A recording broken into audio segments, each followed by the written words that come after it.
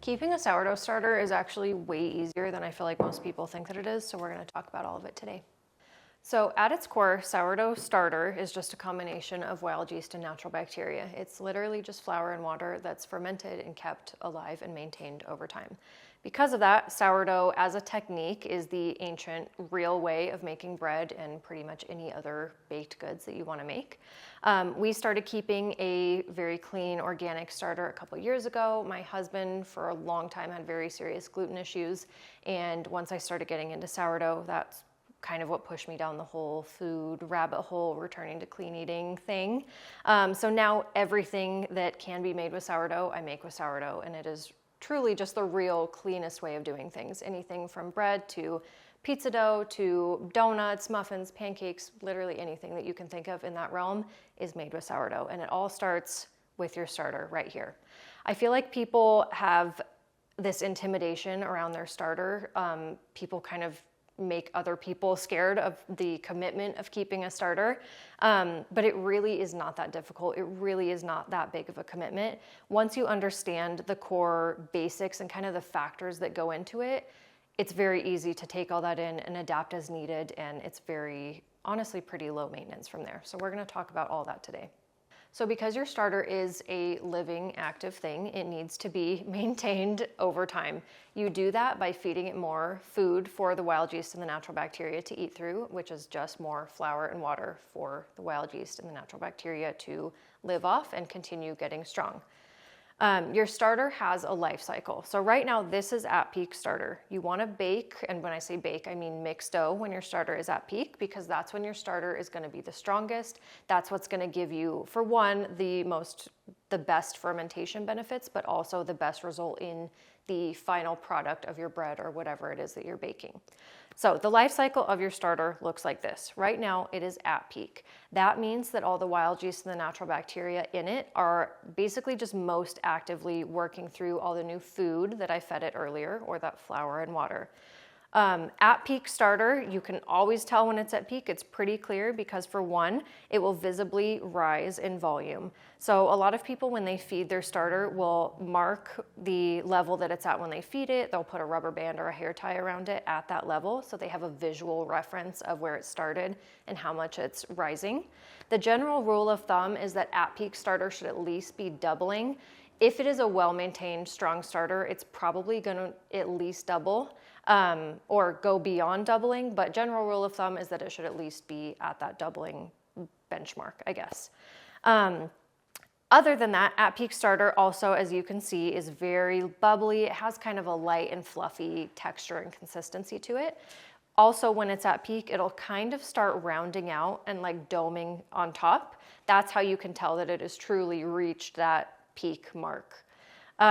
After that, once your starter, the wild yeast and the natural bacteria have worked through all that new food that you fed it earlier, it'll start to fall once it's essentially out of food. For one, it'll visibly fall in volume. You'll be able to tell. It'll also get a lot thinner and a lot more of like a liquidy consistency. All those air bubbles will kind of start to dissipate. It'll go down in volume. It'll thin out.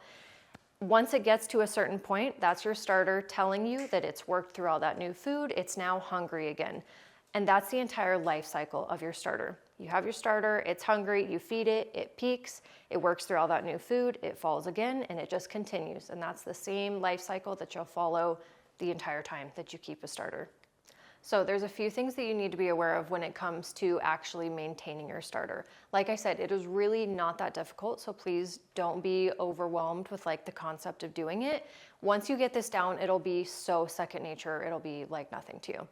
So a very key part of keeping a starter, for one, and it seems a little bit scary, especially in the beginning, but a key part of keeping a healthy active starter is actually discarding a portion of your active starter every time you feed it. And when I say discard, I don't mean throw it away. Some people actually do throw it away. I don't recommend doing that because it's just kind of wasteful to me. I actually just have a separate jar in my fridge. It just stays in there all the time. And every time I discard, I put all of my discard in that jar. I just combine it through multiple feedings. And then there's a whole other realm of things that you can bake with discard. You discard for two reasons. For one, sourdough in general is very ratio focused, especially when it comes to your starter. So if you don't discard, eventually you would just end up with like buckets and buckets of it laying around, and it would just be out of control and way too hard to maintain. The second reason is that you discard to keep a small concentrated portion of it. For one, again, to make it more manageable, but that also is going to keep your starter strong over time.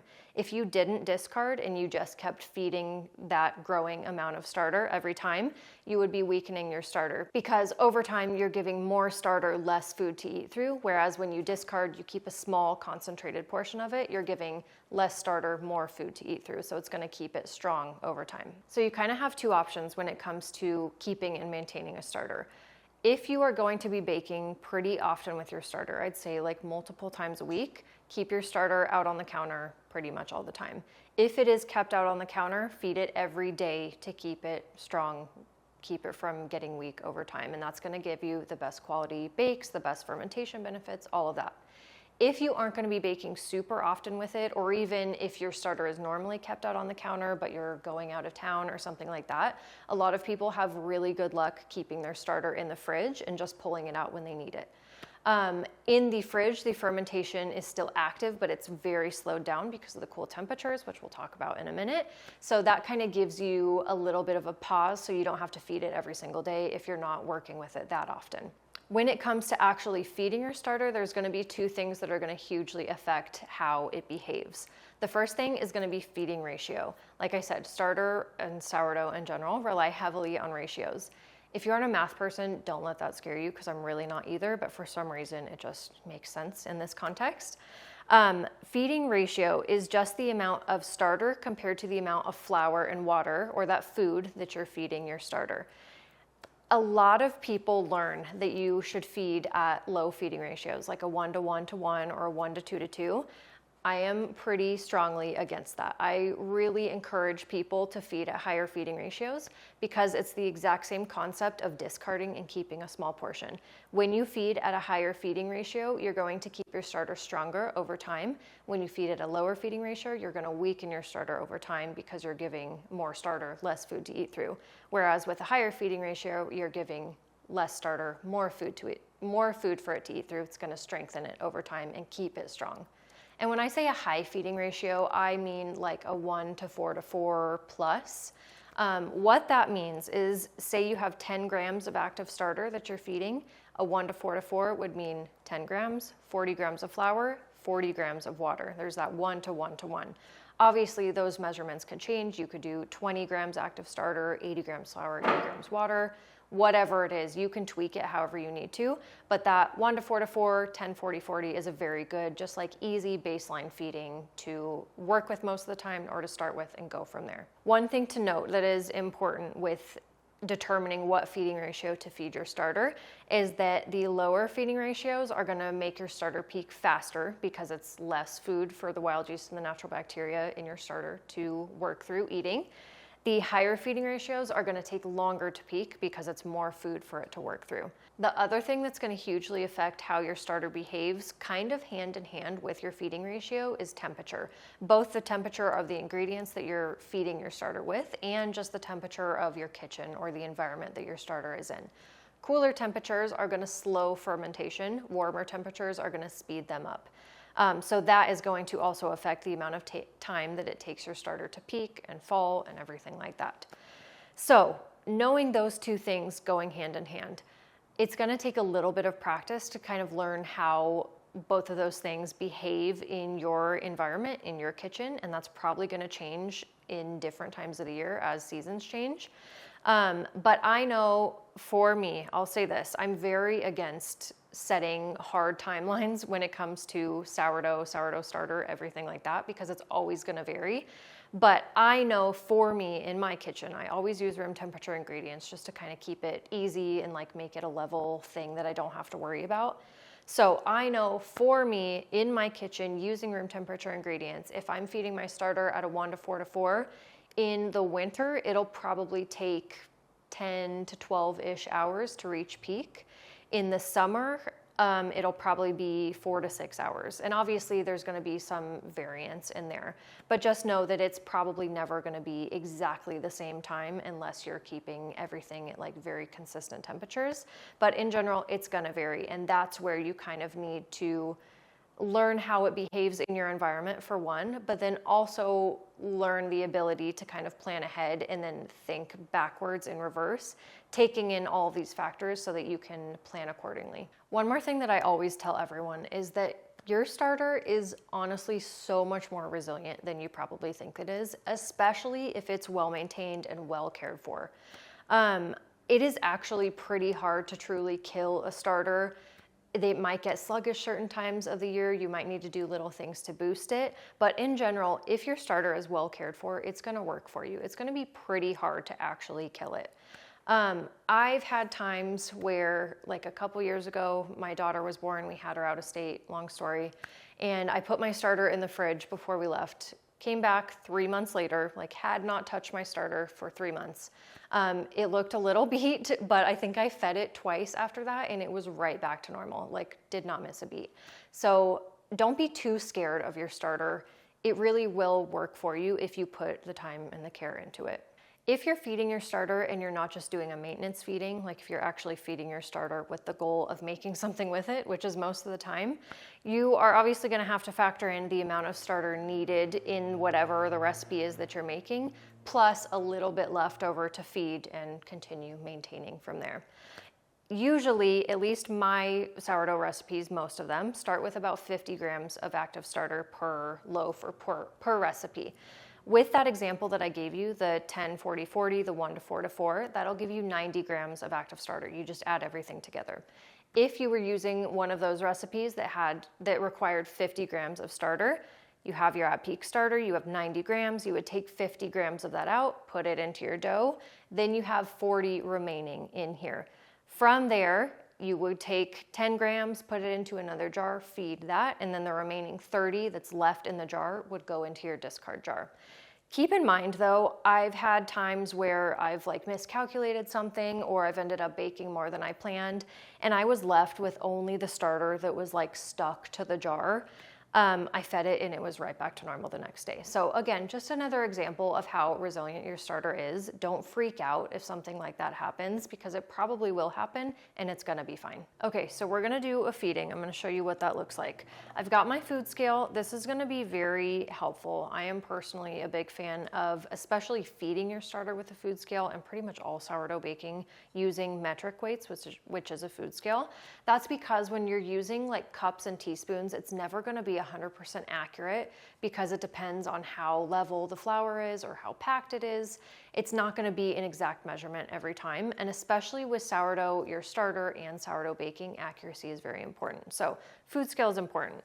I also like using just a little spurtle. You can use whatever you want, but just something to mix it with. And then I'm going to grab an extra jar.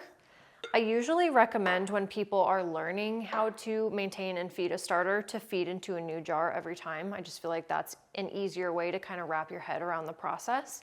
So I usually, at least when you're learning, say to kind of switch between multiple jars. So right now I've got my active starter in this jar. Using that 1 to 4 to 4, 10, 40, 40 feeding ratio, I'm going to take my current active starter. This lid got messy. And then I'm gonna put this new jar on, tear out the food scale so it says 0 grams with the jar on it. I'm gonna come to my active starter and then weigh out 10 grams of active starter from this jar. And this is a lot of starter. You don't need to necessarily keep that amount, especially if you're just baking like 1 or 2 loaves for you, your family, whatever. So I have my 10 grams in here. I'm gonna zero out my food scale and then I'm gonna grab my flour. I have a big thing of it right here. Zeroed out the food scale, and then I'm gonna weigh out 40 grams of flour. So there's that 1 to 4 to 4. That was actually perfect. Okay, I'm gonna zero it out again and then add in my 40 grams of water. So I'm gonna come over here and grab my water real quick. We only use filtered water from our Barreau. At the very least, use some sort of filtered water. There are so many contaminants in tap water. For one, it's just gross, but it can actually harm your starter. So something to be aware of. Use at least a filtered water, or some people will even just buy jugs of spring water and just use that for their baking. Just do something like that, a good clean water. This is already zeroed out, so now I'm going to pour in my 40 grams of water. That was actually perfect. And then I'm going to come back, grab my spurtle, pull this off, and then just give it a good stir. Nothing complicated here. You're just looking for everything to be evenly incorporated. No bits of flour stuck to the bottom or stuck to the sides of the jar. Just everything to be evenly mixed. And then once that's done, I'm just going to kind of scrape this off. Just get as much off as I can. Push it back down so it's all together. And then it'll be kind of a thick pancake batter type consistency. In terms of flour, you have a lot of options when it comes to what you're feeding your starter. I pretty much always use this flour. It's an organic, unbleached, unenriched, all-purpose flour. One thing to note though is that it is a higher protein all-purpose. Some all-purpose flours will only be like an 8 to 9% protein content. This is an 11.5. With your starter, that might not vary a ton, but especially when it comes to things that you're baking with your bread, you want to stick to a higher protein all-purpose flour, especially if you're doing artisan loaves. Other than that, you can go crazy with whatever kind of flour you want to use. You could do whole wheat, you could do freshly milled ancient grains, you could do different bread blends, which is kind of this all-purpose, really. It's up to you. Wheat is one of the most heavily sprayed crops with glyphosate, so an organic is important. I really recommend using some sort of organic flour, but you can choose. Also, don't think that you have to match up the flour type of your starter to the flour type of whatever it is that you're baking. I pretty much always feed my starter with this organic all-purpose, but I can use this starter to make 100% freshly milled whole wheat loaf if I want. So it doesn't have to be like matched up to whatever it is that you're baking. You don't have to keep multiple starters. This one is gonna do perfect for you. When you're done feeding your starter, one thing to note is that depending on the type of jar that you're using, if you're using like a canning jar with the rings that screw on, do not screw the lid on, just gently set it on. That's why I like using these jars, for one, because they're cute, but also you can just kind of lightly set them on. As your starter is fermenting and peaks, it's building up pressure in the jar, so I have seen people have their glasses break. So just kind of lightly cover it. Don't ever screw that lid on just in case that happens. So the way that I normally like to structure my feeding and baking timelines, and this is up to you, you can do it either way, but I normally like to feed my starter at night and then mix dough in the morning. So that means I need my starter to be at peak in the morning. So I have to kind of think backwards and figure out time of year, feeding ratio, all of that kind of comes into play. I need to gather that and figure out if I feed my starter at, let's just say 8 p.m., I need it to be at peak at 7 a.m. So how do I get from A to B and make sure that my starter is still at peak in the morning? That's gonna vary a lot depending on the time of year. My kitchen is kind of volatile, so it goes up and down depending on what season that it is. Hopefully yours isn't and it's a little bit more level, but it might vary a little bit. So I need to keep in mind if it's winter and I feed my starter my normal 1 to 4 to 4 using room temperature ingredients. In the winter, if I feed my starter at 8 p.m., by 7 a.m. or around that time, it's more than likely still gonna be at peak, so it'll be totally fine to just get up and mix dough with it. In the summer, that might look a little bit different. If I followed that exact same routine, feeding a 1 to 4 to 4 feeding ratio with my room temperature ingredients, it might be at peak at like 3 or 4 o'clock in the morning, and that's not gonna work unless I'm getting up super early to mix dough. In that case, I would have to kind of keep in mind, okay, I either need to cool off some of my ingredients a little bit, which you can do, but it adds, personally, I feel like that kind of adds a layer of difficulty that isn't totally necessary. So what I would do in that case is probably just feed at a higher ratio, because that's gonna give your starter a longer window for the time that it takes to peak. So my normal 1 to 4 to 4 feeding ratio might not be enough because it's gonna peak earlier than I want it to. But if I feed it a 1 to 5 to 5 or a 1 to 6 to 6, that might give me kind of that push to get it to where I need to. So it's all really just about learning how to plan ahead and think backwards, and it'll just become second nature to you as you do it more and more. If you want all this in a free guide that you can download and save for later, or even print to have written out, you can download it in the link in the description box below. But thank you guys so much for watching. I hope this was helpful. Check back every Wednesday for new sourdough videos, and I will see you next time.